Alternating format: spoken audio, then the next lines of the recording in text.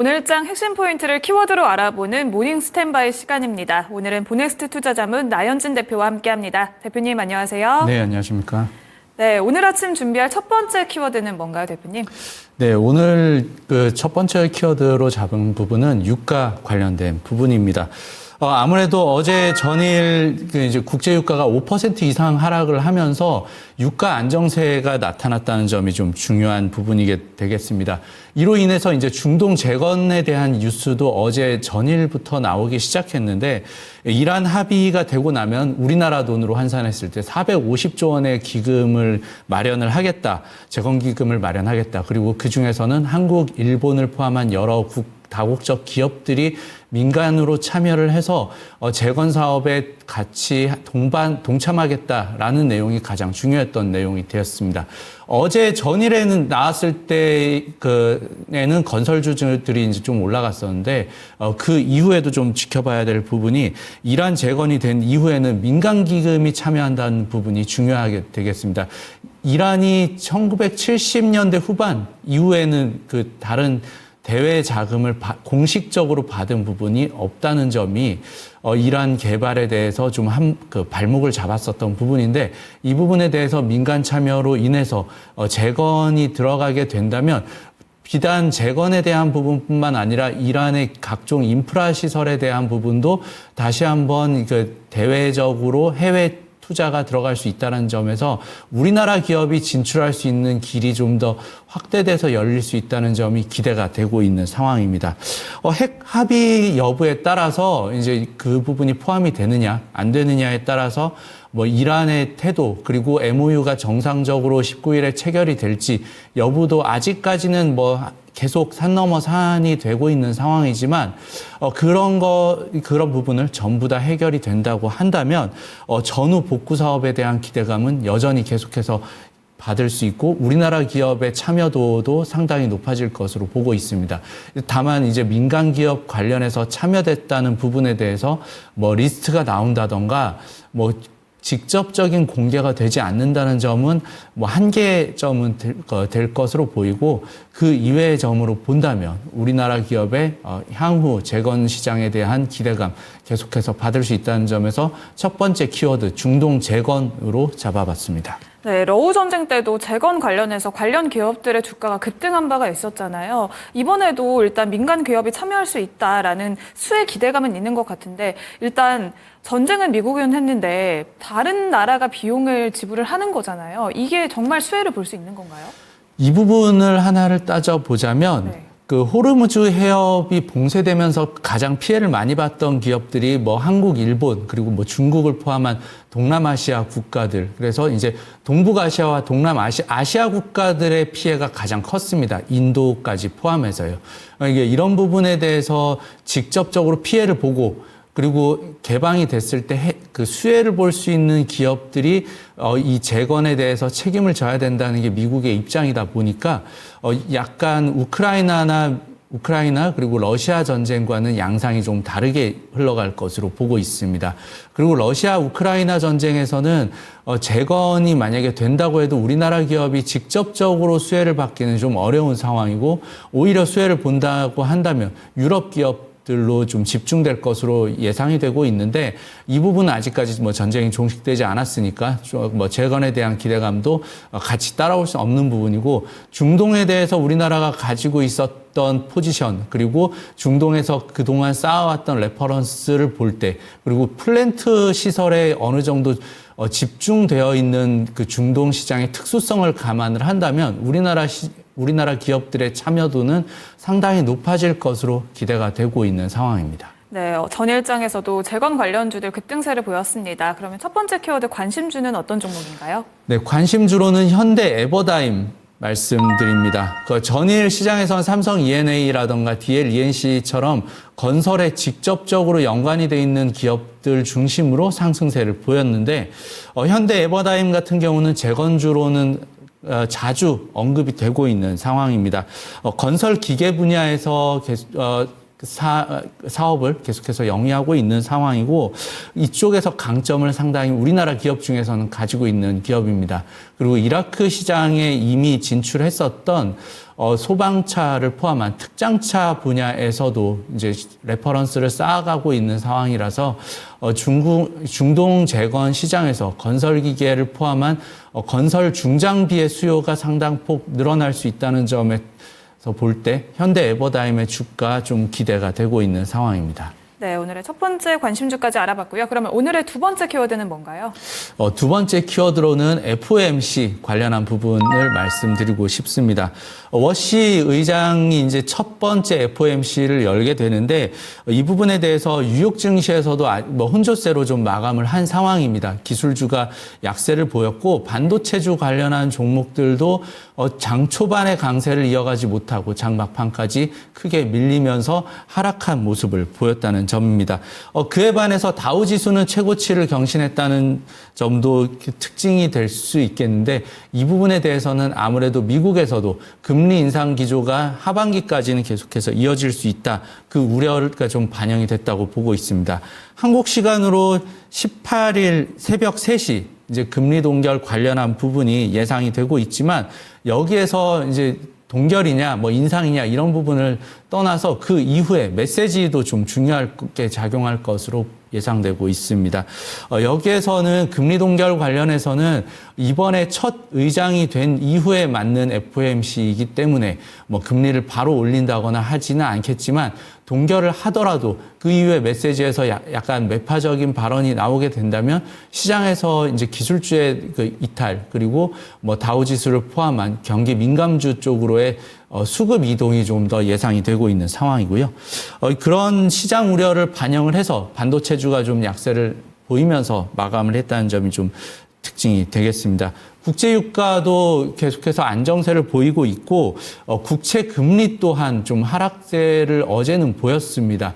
이 부분에 대해서는 지금 당장 금리 인상을 할 것 같지는 않다라는 기대가 좀 반영이 됐다고 보이는데 유가가 안정이 된다고 해도 생산자 물가는 지난번에 나왔을 때 좀 상당히 높게 나왔기 때문에 그로 인한 물가 CPI까지의 발표 이렇게 하면 다음 달까지도 물가 불안은 계속해서 이어질 것으로 보고 있는 상황입니다. 물가가 불안해진 경우에 지금 유가 관련한 상황과의 이제 연관성도 계속해서 이어질 수 있다는 점에서 볼 때 금리 인상 기조로 계속해서 우려가 좀 여전히 남아 있다는 점, 이 부분이 좀 약세의 원인이 되지 않았나 이렇게 판단을 해보고요. 여기에서 FOMC 뿐만 중요한 게 아니라 이 부분에 하필이면 지금 발표되는 것도 18일 새벽 3시 그리고 그 이후에는 미국과 이란의 종전 합의 관련한 부분까지도 연관지어 봐서 이번 주가 좀 한 번에 그 상승세를 결정지을 수 있는, 이어갈 수 있느냐, 아니면 약간 또 추세가 잠잠해지느냐의 기로가 될 것으로 예상되는 시기가 되겠습니다.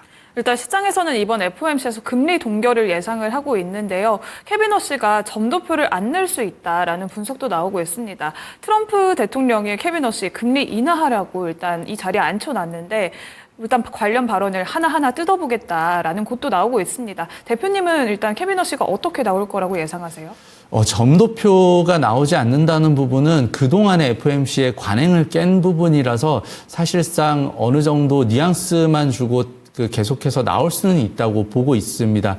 그렇지만 트럼프 대통령의 기대와는 다르게 현 상황에서 물가 압력을 상당히 많이 받고 있는 현재 기조를 본다면 쉽사리 금리 인하를 하기 위해서 그 자리에 보냈다고 해도 연준이라는 특수성에 감안을 해본다면 인하에 관련된 메시지조차 나오기도 아직까지는 어렵다.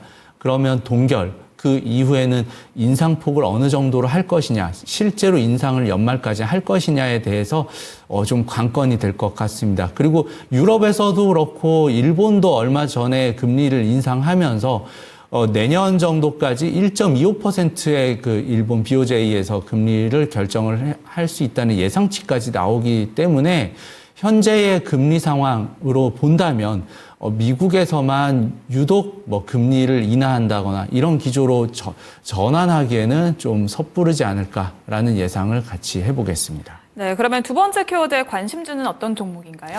관심주로는 아무래도 이제 금리에 좀 민감하게 움직이는 은행주 중에서 제주은행 꼽아봤습니다. 금리 인상 기조가 계속해서 될 때 강화된다면 추가적으로 민감하게 움직이는 쪽이 이제 중소형 은행주가 될 것이고 그에 따라서 이제 제주은행에 대해서 이제 최근 들어서도 주가가 좀 급등락을 하고 있는 상황입니다. 여기에서의 이제 가속도가 조금 더 붙을 수도 있다는 점, 제주은행이 금리 인상을 하게 된다면 가장 민감하게 움직일 수 있는 은행주 중에 하나라는 점도 제주은행을 꼽아본 이유가 될 것으로 보이고요. 미국의 금리 인상이냐 뭐 동결이냐 이 부분을 떠나서 우리나라의 특수성만 놓고 본다고 해도 뭐 신현송 한국은행 총재의 발언, 지난번 발언에서도 금리 인상은 피할 수 없다라는 정도의 강한 메시지가 나왔기 때문에 미국의 금리 결정 여부와는 다르게 우리나라의 환율 그리고 물가 압력을 같이 감안하고 부동산 가격이 최근 들어서 상승을 하고 있는 점까지 감안을 해본다면 충분히 우리나라에서는 뭐 미국과 연동되지 않더라도 금리 인상을 한두 번 이상은 할 수 있다는 우려 여전히 받고 있습니다. 그런 우려로 인해서 금리 관련한 은행주의 좀 강세 그리고 신한지주 같은 경우도 좀 강세를 보이고 있는데 계속해서 꾸준히 올라오면서 이제 금리 인상에 대한 기대를 뭐 주가에 좀 반영하고 있다라고 보고 있습니다. 그리고 뭐 제주은행 같은 경우는 이런 신한지주 같은 움직임과는 다르게 약간 민감하게 움직인다는 점에서 조금의 주의가 좀 필요할 것으로 보고 특징주로 말씀드립니다. 네, 금융주 중에서 KB금융, 신한지주, 대형주가 있습니다. 그런데 그 중에서도 제주은행을 고르신 이유가 있을까요? 제주은행 같은 경우에는 뭐 금리가 오르거나 아니면 그러니까 금리 민감도가 좀 더 높다는 측면에서 볼 때 주가 측면에서는 좀 더 빠르게 움직일 수 있다. 급등락이 나올 수 있다는 점에서 좀 주의는 필요하겠지만 그래도 보통의 은행 지주들의 움직임, 굉장히 움직임 폭이 밴드가 작기 때문에 그런 폭보다는 조금 더 민감하게 움직일 수 있는 종목으로 제주은행을 말씀드렸고요. 최근 들어서의 올해 이제 좀 조정폭이 좀 상당히 크게 받았었는데 6월 들면서부터 올랐다는 점도 금리에 대한 예상치가 어느 정도 반영되고 있지 않을까라는 생각을 말씀 같이 드립니다. 네, 이렇게 제주은행까지 들어봤고요. 마지막으로 오늘의 추천주는 어떤 종목일까요? 오늘의 추천주는 현대모비스입니다. 최근 들어서 조금 현대모비스도 로봇에 대한 강세를 이제 이어받아가면서 조금 반등이 나오고 있는데 이 부분보다도 뭐 단독 뉴스였지만 이제 삼성전자에서 보스턴 다이나믹스의 지분에 투자를 할 수 있다라는 뉴스가 나오면서 다시 한번 부각이 되고 있습니다. 보스턴 다이나믹스 관련해서는 현대모비스가 관련사로 지분 관련해서도 관련사로 있는 상황이고 아틀라스에 들어간 액추에이터를 현대모비스에서 생산을 앞두고 있습니다. 그 부분에 대해서 굉장히 중요한 부품이기 때문에 이 부품에 대한 현대모비스의 생산 이 부분은 좀 앞으로도 눈여겨봐야 될 부분으로 보이고요. 그리고 보스턴 다이나믹스의 지분 관련해서는 현대그룹이 가지고 있는 지분을 삼성전자에 넘긴다. 이 부분은 아닙니다. 보스턴 다이나믹스의 지분 중에 소프트뱅크가 가지고 있는 지분이 있는데 이 부분에 대해서 이제 뭐 IPO가 늦어진다거나 뭐 이랬을 경우에 소프트뱅크가 뭐 풋옵션을 행사할 수 있다는 부분이 단서 조항으로 달려있는 지분입니다. 이 부분에 대해서 현대차가 직접 인수를 추가적으로 할 수도 있지만 그 부분보다도 협력 관계를 고려를 한다면 삼성전자가 소프트뱅크의 지분을 인수할 수 있는 가능성도 있기 때문에 그 부분도 충분히 가능성을 열어두고 봐야 된다고 보고 있습니다. 만약 삼성전자가 지분을 동반해서 인수해서 가져간다면 보스턴 다이나믹스의 향후 IPO 일정이라던가 기업 가치의 상승 폭도 좀 더 클 수 있다는 점에서 긍정적으로 볼 수 있다는 점 말씀을 드리고요. 그래서 현대모비스 같은 경우에 최근의 주가 반등폭 이후에도 로봇 관련한 부분 그리고 올해 사상 최대 실적이 예상되는 부분 그리고 올해 사상 최고 실적을 낸다고 해도 자동차 부품주로서는 적당한 밸류에 그치고 있지만 로봇 부품 사업에 대한 안착까지 감안을 한다면 밸류의 업사이드를 좀 더 열어볼 수 있다는 점에서 현대모비스 말씀드립니다. 네, 그러면 현대모비스 가격 전략은 어떻게 세울까요? 현대모비스 같은 경우에 현재 66만 원 정도 선을 지나고 있는데 여기에서 목표가는 72만 원 정도 선, 정고점에 좀 못 미치는 정도 선으로 좀 짧게 잡고 대응을 해볼 수 있다고 보고 있고요. 손절선은 65만 원으로 타이트하게 잡고 대응해도 뭐 충분히 이제 뭐 상방으로 좀 현재 업사이드가 열려 있다는 점 감안해 보면 좋은 가격 전략으로 판단해 볼 수 있겠습니다. 네, 그러면 오늘장 세 가지 키워드 핵심 정리해 보겠습니다. 첫 번째 키워드는 중동 재건 모멘텀 속에서 현대 에버다임 이야기해 주셨고요. 두 번째 키워드 FOMC 결과 발표를 앞두고 제주은행 이야기해 주셨습니다. 마지막으로 보스턴 다이내믹스, 삼성전자의 지분 투자 가능성에 주목하면서 현대모비스였습니다. 이렇게 오늘의 세 가지 키워드로 알아본 모닝 스탠바이 시간이었고요. 보네스트 투자자분 나연진 대표와 함께했습니다. 대표님 오늘 말씀 고맙습니다. 네, 감사합니다.